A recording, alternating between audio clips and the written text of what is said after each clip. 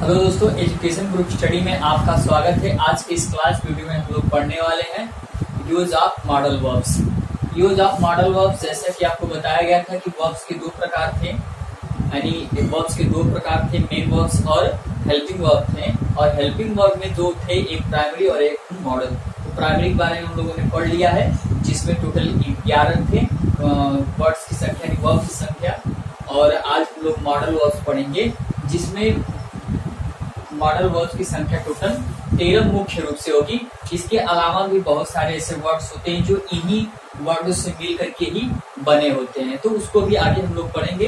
फिलहाल हम लोग आते हैं, यहाँ से स्टार्ट करते हैं। तो सर्वप्रथम हम लोग देखते हैं कि कैन का प्रयोग। कैन का प्रयोग कहाँ होता है? कैन का प्रयोग, जिसकी हिंदी सकना, यानी सकना पे आकर के प्रेजेंट फॉर्म में इसका प्रयोग होता है। जैसे कि कोई चीज कैपेबिलिटी हो, योग्यता हो, या फिर उसके बाद फिजिकल कैपेबिलिटी हो, फिर उसके बाद मेंटल एबिलिटी, योग्यता के अंतर्गत पावर ऑफ के अर्थ में इसका प्रयोग किया जाता है। तो कैन का प्रयोग कब करते हैं और कहाँ करते हैं, एक मोटे तौर पे हम लोग जान सकते हैं कि कैन का प्रयोग जहाँ शक्ति सामर्थ्य की बात की जाए, क्षमता की बात की जाए, तो वहाँ पे कैन का प्रयोग करते हैं। और हिंदी वाक्य में यह सका है, सकना पर ही खत्म होता है, यानी प्रेजेंट फॉर्म में इसका प्रयोग किया जाता है। जैसे मैं पढ़ सकता हूँ, मैं ये काम कर सकता हूँ, मैं 5 किलो या 100 किलो उठा सकता हूँ, तो ये सारी भाव में ये कैन का प्रयोग किया जाता है। ठीक है, आइए देखते हैं एग्जाम्पल्स कुछ। आई कैन ड्रिंक 2 बोतल ऑफ मिल्क, यानी आई कैन, मैं पी सकता हूँ, ड्रिंक मींस पी 2 बोतल की 2 बोतल ऑफ मिल्क मींस दूध के, मैं दूध के 2 बोतल क्या कर सकता हूँ, पी सकता हूँ। तो यहाँ पे किसकी बात की जा रही है? क्षमता की बात की जा रही है, शारीरिक क्षमता की बात की जा रही है। तो किसी चीज को हम कर सकते हैं।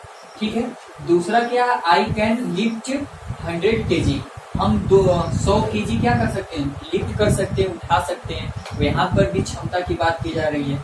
और लास्ट एग्जाम्पल क्या है कि can you solve this puzzle, क्या तुम इस पजल को सॉल्व कर सकते हो? तो यहाँ पर भी आपकी शक्ति की बात की जा रही है, क्षमता की बात की जा रही है, मेंटल एबिलिटी की बात की जा रही है। तो इस तरह से कैन का प्रयोग किया जाता है। तो ध्यान दीजिए कि जहाँ पे मेंटल एबिलिटी का प्रयोग किया जाएगा, यानी मेंटल एबिलिटी को देखा जाएगा, जहाँ पे फिजिकल एबिलिटी को देखा जाएगा, कैपेसिटी को देखा जाएगा, फिर उसके बाद कैपेसिटी, योग्यता को, पावर को देखा जाएगा, वहां पे कैन का प्रयोग किया जाता है, वो भी प्रेजेंट फॉर्म में। ठीक है, अब इसी का जो कुड है, कैन का ही कुड पास्ट फॉर्म होता है। कैन का ही कुड जो होता है वो पास्ट फॉर्म में प्रयोग होता है। और पास्ट फॉर्म में प्रयोग कब करते हैं? एक तो सबसे पहले सका था, सकता था, शक्ति थी, इस कंडीशन में करते हैं। और दूसरा हम लोग कब करते हैं कि जब कैन का प्रयोग डायरेक्ट स्पीच में हुआ हो और उसको इनडायरेक्ट में हम लोग करते हैं, तो वहां पर भी हम लोग यहाँ के कैन का क्या कर देते हैं, कुड कर देते हैं। तो दो कंडीशन में इसका प्रयोग किया जाता है, या तो हिंदी वाक्य में सका था सकी, या सका सकी सके पे खत्म हो, या सकता था सकती थी सकते थे, यानी पास्ट फॉर्म में हो। और सेकंड नंबर पे क्या है कि जब प्रेजेंट से पास्ट फॉर्म हम लोग बनाते हैं, तो अगर प्रेजेंट में कैन होता है सेंटेंस के अनुसार, तो उसका बदलना होता है पास्ट में, तो वहां पे सीधे सीधे हम लोग कुड का प्रयोग कर देते हैं। जैसे कि एग्जाम्पल में यहाँ दिया हुआ है कि सी कुड प्ले वेल, वह अच्छा खेल सकती थी। और वहीं पे दूसरा, आवर कैप्टन सेड, हमारा जो कप्तान था, सेड मींस कहा दैट कि वी कुड प्ले वेल, हम अच्छा खेल सकते थे। तो इस कंडीशन में इसका प्रयोग किया जाता है।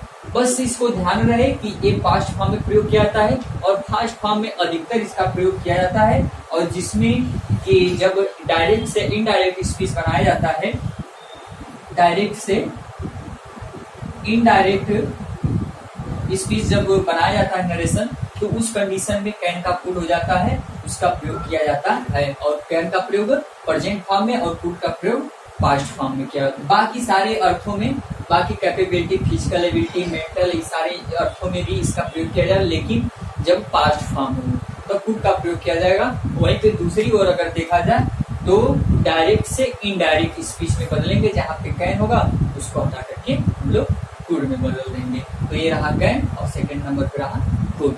फिर आते हैं हम लोग थर्ड नंबर पे, देखते हैं थर्ड नंबर पे क्या है, मे। मे का मतलब भी सकना होता है, बस अंतर इतना है कि इसका भी प्रयोग प्रेजेंट में किया जाता है और मे का पास्ट होता है माइट। दोनों को एक साथ करके कंपैरिजन करके हम लोग पढ़ेंगे कि यहाँ मे का मतलब भी सकना होता है जो प्रेजेंट फॉर्म में प्रयोग होता है, जबकि माइट का मतलब सका यानी पास्ट फॉर्म में इसका प्रयोग होता है। इसका प्रयोग जो सकना यानी संभावना के लिए होता है। इसका प्रयोग कब हम लोग करेंगे कि जब संभावना की दी जाए, जब जहाँ पे आशीर्वाद की बात की जाए, जहाँ पे इच्छा की बात की जाए, जहाँ पे अनुमति देने या लेने की बात की जाए, तो वहां पर किसका मे का प्रयोग किया जाता है। जबकि कैन का प्रयोग भी सकना के लिए किया जाता था, प्रेजेंट में ही किया जाता था, लेकिन वहां पे किसी चीज की योग्यता, क्षमता और शक्ति, सामर्थ्य के अर्थ में किया जाता था। लेकिन यहाँ पे संभावना और परमिशन लेने यानी अनुमति लेने और देने के अर्थ में, और वहीं पे दूसरी तरफ इच्छा और आशीर्वाद देने के अर्थ में इसका प्रयोग किया जाता है। तो जैसे पहला एग्जांपल है मे आई कम इन। जैसे हम स्कूल में जाते हैं तो या फिर कहीं किसी घर में जाते हैं तो हम एक आज्ञा लेते हैं कि मे आई कम इन, क्या मैं अंदर आ सकता हूँ। तो यहाँ अनुमति लेना तो वो कहेगा मे यू, तुम आ सकते हो। तो वहां पे लेने देने में भी किसका प्रयोग किया जाएगा, मे का प्रयोग किया जाएगा। फिर उसके बाद सेकंड नंबर पे यू मे बारो माई बुक, तुम मेरी किताब उधार ले सकते हो।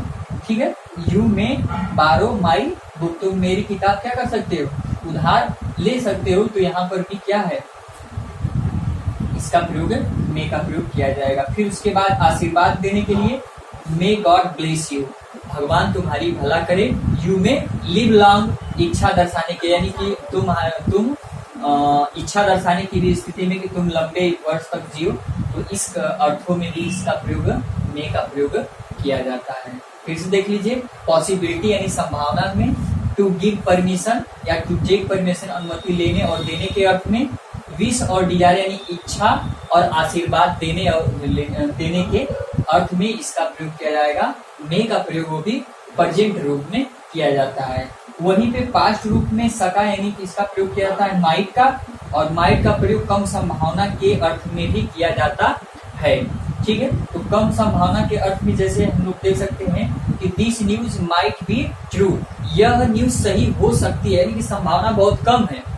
जैसे you might pass the examination, तुम एग्जाम पास कर सकते हो, यानी पास करने की जो संभावनाएं हैं, पॉसिबिलिटी हैं, वो क्या है, बिल्कुल कम है। तो वहां पर हम लोग माइट का प्रयोग करेंगे, यानी कि जब हमको किसी वाक्य को पढ़ने में यह लगे कि वह वाक्य पास्ट संभावना, उसमें वाक्य में संभावना बहुत कम हो किसी कार्य को करने में, तो वहां पर हम लोग किसका प्रयोग करेंगे, माइट का प्रयोग करेंगे। जैसे कि यहाँ पे this news might be true, यह न्यूज सही हो सकती है। और वहीं पे माइट का जैसे कि हम लोग कैन का फुट पढ़े हैं इनडायरेक्ट स्पीच में, वहीं पे मे का इनडायरेक्ट में भी माइट हो जाता है, उसको भी पढ़ते हैं। देखिए, अब संभावना के लिए इन्हीं अर्थों में होगा, इन्हीं अर्थों में ही जैसे प्रेजेंट में इसका प्रयोग करेंगे तो पास्ट में इसका प्रयोग करेंगे इनडायरेक्ट स्पीच में। तो जैसे यहाँ पे दिया हुआ है कि आवर कैप्टन, हमारा कैप्टन सेड कहा दैट कि वी माइट विन, हम जीत सकते थे, यानी कि संभावनाएं थी। यहाँ पे भी इनडायरेक्ट में वही सेंटेंस है, केवल इसको बदल दिया गया है। ठीक है, और यहाँ पर भी वही सारी चीजें हैं, लेकिन यहाँ पे संभावना की बात की जा रही है, यहाँ पे पूरी क्षमता की बात की जा रही है, यहाँ पे पूरे अच्छे खेलने की बात की जा रही है, सामर्थ्य की बात की जा रही है, और यहाँ पे संभावना की बात की जा रही है कि हम, जो हमारा कप्तान है वह कहा कि हम अच्छा खेल सकते थे। तो यहाँ पे माइट का प्रयोग होगा, यानी मे का पास्ट जो रूप होगा माइट होगा कम संभावना के अर्थ में, और वहीं पे दूसरी तरफ इनडायरेक्ट स्पीच में माइट का प्रयोग होता है। फिर फिफ्थ नंबर पे हम लोग देख रहे हैं विल का प्रयोग, और विल का जो पास्ट रूप होता है वह वुड होता है, और विल का प्रयोग फ्यूचर के इंडेफिनिट और सिंपल फ्यूचर में भी इसका प्रयोग करते हैं। जैसा कि आपको पता है कि जो विल का प्रयोग होता है वह सेकेंड और थर्ड जो पर्सन होते हैं, सेकेंड और थर्ड पर्सन के साथ बिल्कुल धड़ल्ले से होता है, यानी एक अच्छे तरीके से, समान तरीके से सेकेंड और थर्ड पर्सन के अंतर्गत होता है। जैसे पर्सन आपको पढ़ा दिया गया, एक बार फिर से सुना लीजिए।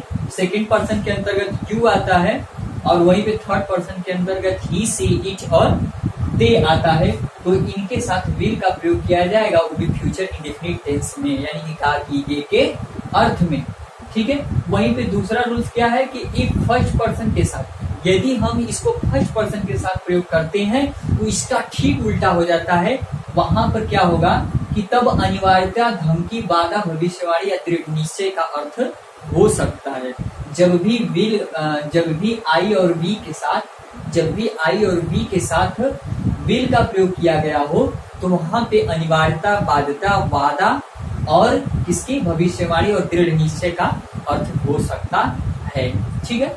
आगे उदाहरण के माध्यम से देखिए, यू विल टीच देम, तुम उसको क्या करोगे, पढ़ाओगे। तो यहाँ पर क्या है, यह सीधे सीधे एक सिंपल में है, फ्यूचर के सिंपल में है। और दूसरे तरफ आई विल बीट यू, मैं तुम्हें क्या करूंगा, मार दूंगा। लेकिन यहाँ पर आई है जो कि कौन सा पर्सन है, फर्स्ट पर्सन है। फर्स्ट पर्सन के साथ, यानी फर्स्ट पर्सन के साथ विल का प्रयोग हुआ, जबकि ऐसा नहीं होता है। लेकिन जब आई और बी के साथ जब फर्स्ट पर्सन के साथ विल का प्रयोग होगा तो वहां पे सीधे सीधे अनिवार्यता, धमकी, वादा, भविष्यवाणी और दृढ़ निश्चय का अर्थ निकलेगा। जैसे आई विल बीट यू, तो मैं तुम्हें अवश्य मारूंगा, ये हो जाएगा। और दूसरा क्या हो जाएगा कि वी विल बी लेट, हम अवश्य लेट हो जाएंगे। यानी कि इस तरह से अगर हम चलते रहे तो अवश्य लेट हो जाएंगे। वहीं पे जो फोर्थ नंबर का एग्जांपल है, I will kill my enemy, I miss, मैं, विल मिस के आगे किल मिस जान से मारना, माई मिस अपने शत्रुओं को। यानी कि यहाँ पर पूरा वादा दिया जा रहा है या दृढ़ निश्चय किया जा रहा है कि मैं अपने शत्रुओं को जान से मार दूंगा। तो ऐसे अर्थों में विल का प्रयोग किया जाता है। फिर से देख लीजिए, तो विल का प्रयोग सिंपल के इंडेफिनिट टेंस में या फ्यूचर इंडेफिनिट टेंस में किया जाता है। और वहीं पे इसका प्रयोग यू और ही, सी, इट और दे, यानी कि सेकेंड पर्सन और थर्ड पर्सन के साथ किया जाता है। लेकिन जब इसका प्रयोग फर्स्ट पर्सन के साथ किया जाता है तो वहां पे अनिवार्यता, धमकी, दृढ़ निश्चय और उसके बाद भविष्यवाणी का अर्थ होगा। वहीं पे उड का प्रयोग, जैसे कि हम लोग यहाँ पे माइट और कुड का पढ़े हैं, उसी तरह से विल का उड पास्ट रूप में होता है, ठीक है। जैसे वर्तमान में, इसका अर्थ वर्तमान में नम्र निवेदन करने के लिए भी होता है। और जब विल का प्रयोग डायरेक्ट स्पीच में हो, उसका इनडायरेक्ट बनाना हो, तो वहां पर भी वुड का प्रयोग किया जाएगा। तो जैसे नम्र निवेदन का मतलब किसी से बिल्कुल पोलाइटली रूप से उसे निवेदन किया जाए कि प्लीज, इस तरह से अगर सेंटेंस आता है तो वहां पर इसका प्रयोग किया जाएगा। जैसे यहाँ पे दिया हो कि वुड यू यहाँ पे would you give me your pen, would you give me your pen, क्या तुम दोगे मुझे योर पेन, अपनी कलम, क्या तुम मुझे अपनी कलम दोगे। तो इस तरह से इसका प्रयोग यानी निवेदन किया जा रहा है कि क्या तुम अपनी मुझे कलम प्लीज दे दो ना। तो इस तरह से जब भी आएगा तो वहां पे नम्र निवेदन की बात की जाएगी, तो वहां पे वुड का प्रयोग किया जाएगा। वहीं पे दूसरी वो बिल्कुल रेयर सी बात है कि प्रेजेंट का जब पास्ट में किया जाता है तो डायरेक्ट से इनडायरेक्ट जब बनाते हैं तो वहां पे पास्ट फॉर्म में करने के लिए विल का वुड होता है। जैसे कि ही टोल्ड मी, उसने मुझे बताया कि, दैट की या कहा कि he would go to Jaipur, वह जयपुर जाएगा। यह पास्ट फॉर्म में इसका प्रयोग किया गया है। इसमें टोटल आज 6 हो गए और इसमें टोटल संख्या कितनी है मॉडल वर्ब्स की, 13 है। तो अगले वीडियो में भी बाकी शेष हम लोग पढ़ेंगे। तब तक के लिए ध्यान रखिए। अगर वीडियो अच्छा लगे तो लाइक, शेयर, सब्सक्राइब करें।